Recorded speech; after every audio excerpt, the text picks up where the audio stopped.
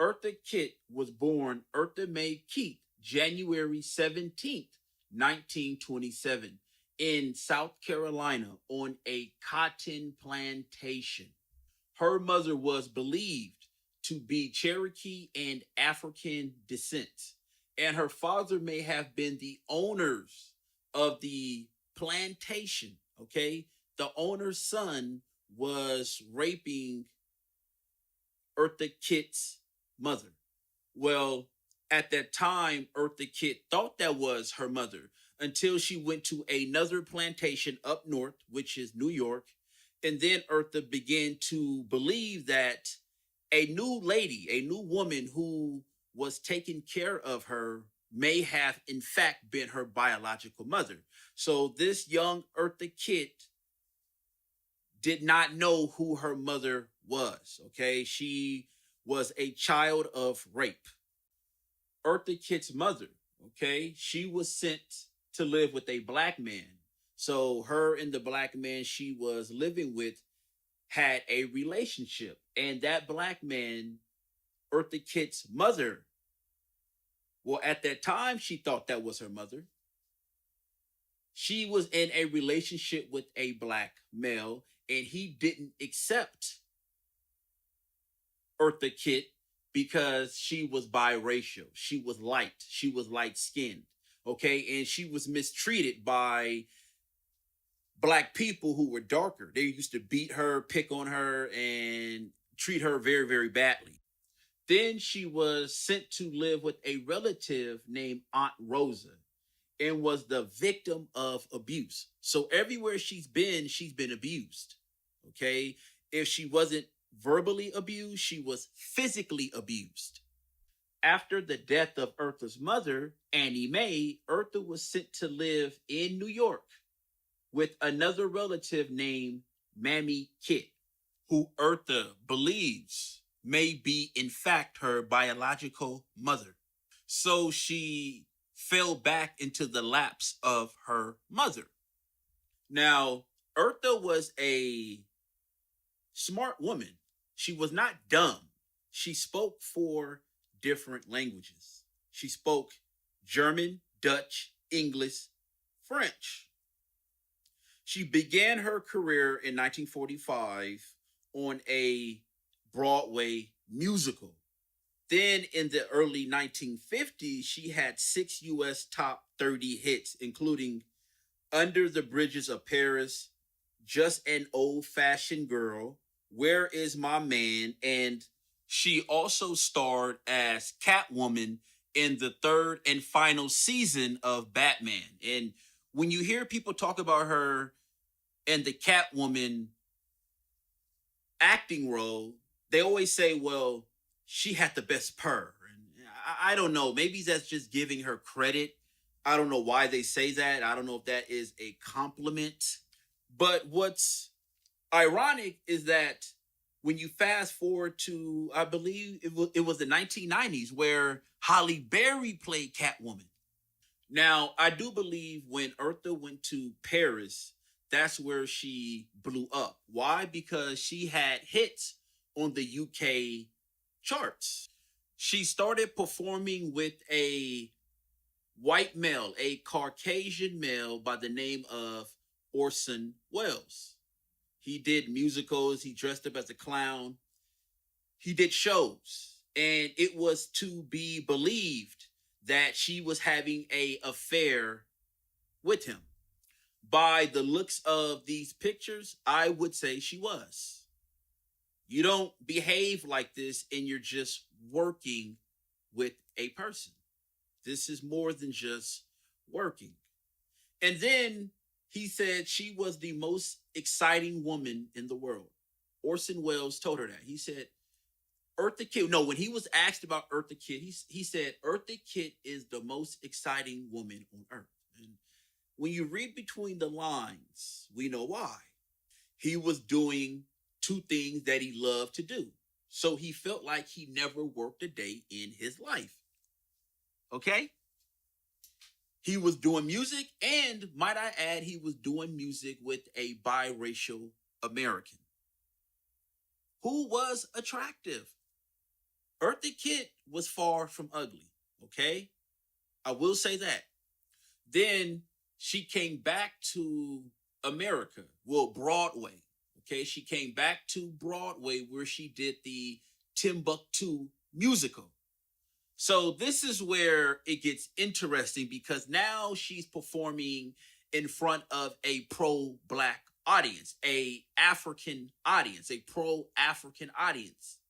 And because they see her, she is to be believed one of them. How? Wow, she's dancing for a musical and it's Timbuktu.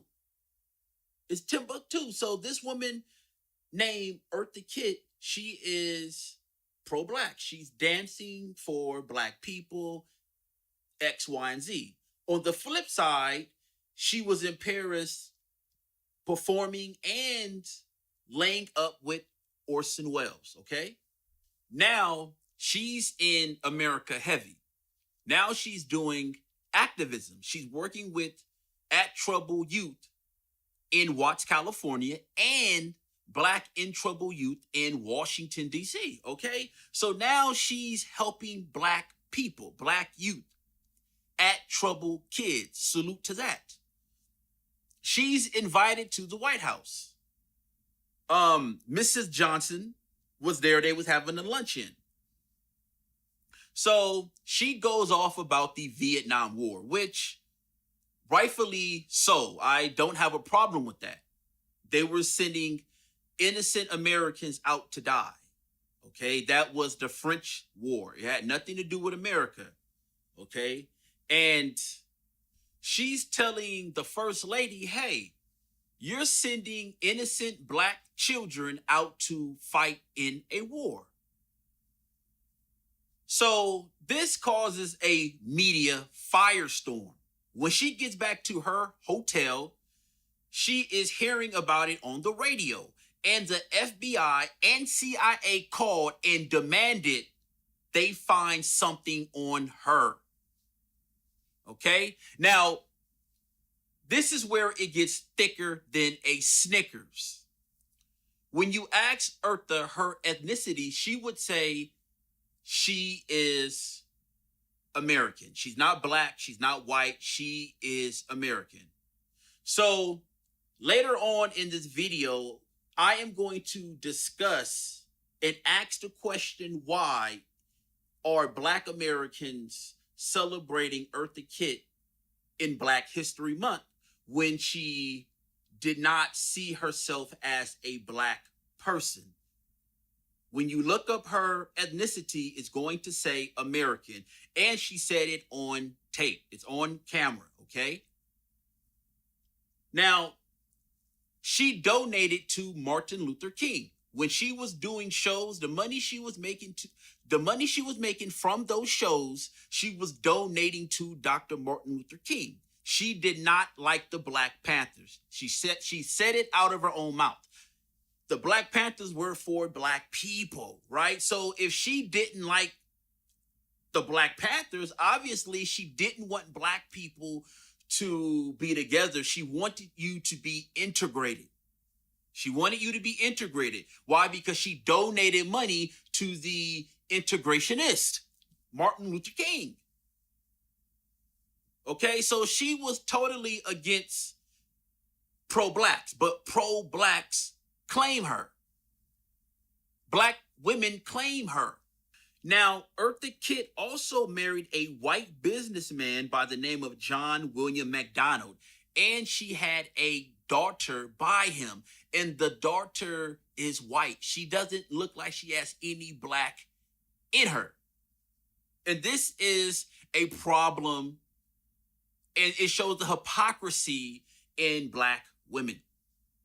This is hypocrisy at its highest.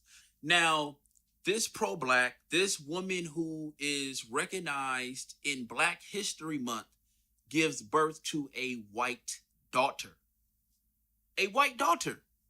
And she was messing around with Harry Belafonte. I do believe, don't quote me, but Sammy Davis Jr. Eartha also worked for the Persian Room. I guess it was a sexual dance or pay to play. However, it was too expensive for black people to go. And it was considered, it was named, it was called the white man's world. It was called the white man's world. And that's why they want Rihanna to play Eartha Kitt, because they have the same story and they do look identical. They do look identical. And again, she was talented. She was an actress, a performer, a singer, and she was successful in all of those areas. She was a chart topper. Okay? You can't take that from her. She was asked, Eartha Kitt was asked, why do you think you have a large homosexual crowd? She said, because they know what it feels like to be rejected. She felt rejected, right? She had more in common with the homosexuals than black Americans. However, you guys still salute her for Black History Month. And then she was asked, why don't you get you a black man? And then she said, well, all the white girls had him. And then she was sleeping with Harry Belafonte, and she said that Harry Belafonte told her that don't take this personal, like we're going to be together. A black woman can't do nothing for me, but, have sex with me. I want a white woman. That's what she said he said. Again, if you guys believe he said that and it came, because it came out of Eartha's mouth, then that's on you. I personally believe it's up in the air. And not just black women, it's black men, black people, because when you look at the comment section, there's a lot of black men calling Eartha Kitt a strong black sister, a strong black woman. And she didn't look at herself as a black woman, jackasses. But then you want to come to people channels and tell them they're wrong. She had more of a connection with the homosexuals than black America. She said, hey, they know what it's like to be rejected. She was not for the Black Panthers. So if you guys are pro-blacks and she wasn't for the Black Panthers, wouldn't that make her your enemy?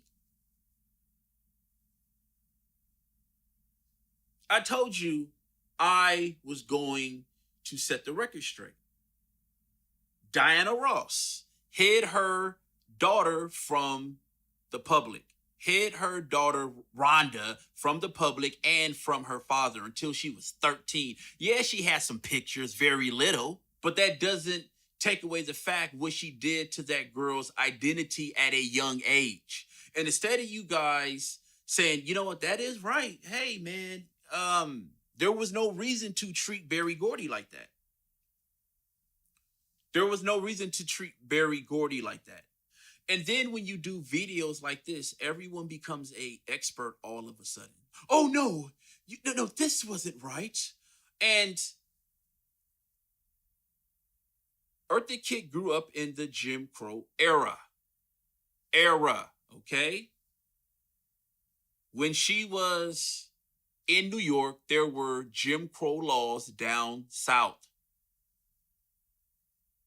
I have to make that clear because you'll twist my words like pretzels. And this is a woman who says she was American, but America looked at her as she was black and treated her like she was black. When she went into the White House with that type of energy, they was like, who is this black bitch? The CIA and the FBI was on her ass like white on rice. And see, I can give her a pass even though she slept around with all type of men, okay? Eartha Kitt had a lot of miles on her by white men, Hispanic men, and black men. She slept around. This is the reason why they compare her to Rihanna. Hey, Rihanna, play Eartha Kitt. And I do believe if they make a movie about Eartha Kitt, Rihanna should get the role. I do believe. But I can give Eartha more of a pass, even though she did and behaved the way she behaved, but she did do for black people. But she didn't want you to have your own country, your own money, your own bank. She wanted you to do it with white people, which ultimately is why black Americans are in the position black Americans are in today, right? Integration. And for you guys to call her a pro-black, put her in Black History Month and salute her. Wow. Y'all got a lot of nerve, man. I told you, I was going to get you. And what makes this story even more ironic or crazy, she passed on Christmas Day in 2008. And she had that big Christmas song she did in the 50s. I think it was Santa Baby. Died on Christmas Day. I'm out. Peace.